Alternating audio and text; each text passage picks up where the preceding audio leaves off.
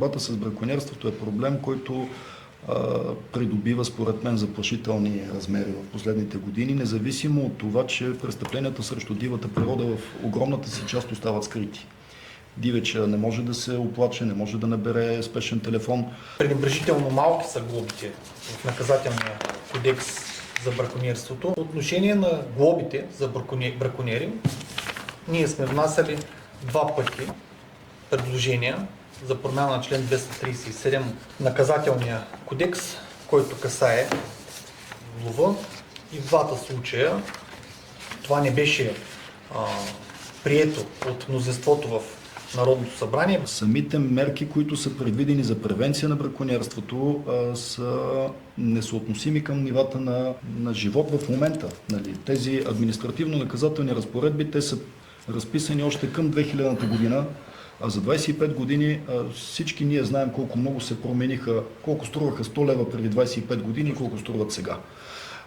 Отделно от това, аз смятам, че има наистина в значителна степен липса на достатъчна мотивация в контролните органи, когато следва да бъдат установявани извършителите на браконьерски прояви, когато те трябва да понесат ефективните си наказания. По отношение на законодателните промени, моето изначално и основно мнение е, че ловът трябва да бъде отделен в едно отделно ведомство, което да бъде подобно на агенция.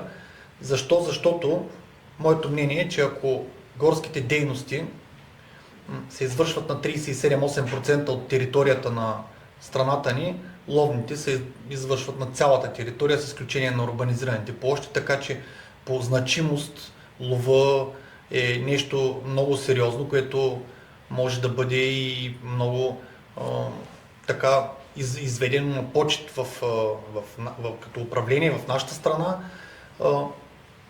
в ръцете на, разбира се, на едно добросъвестно правителство. Добре, благодаря. Аз мисля, че наистина обособяването на тази ловна дейност в самостоятелна агенция, било то държавна или изпълнителна агенция по лова, ще даде един друг тласък, защото лова по същество е инструмент за опазване на природата, за биоразнообразието и за управлението на популациите.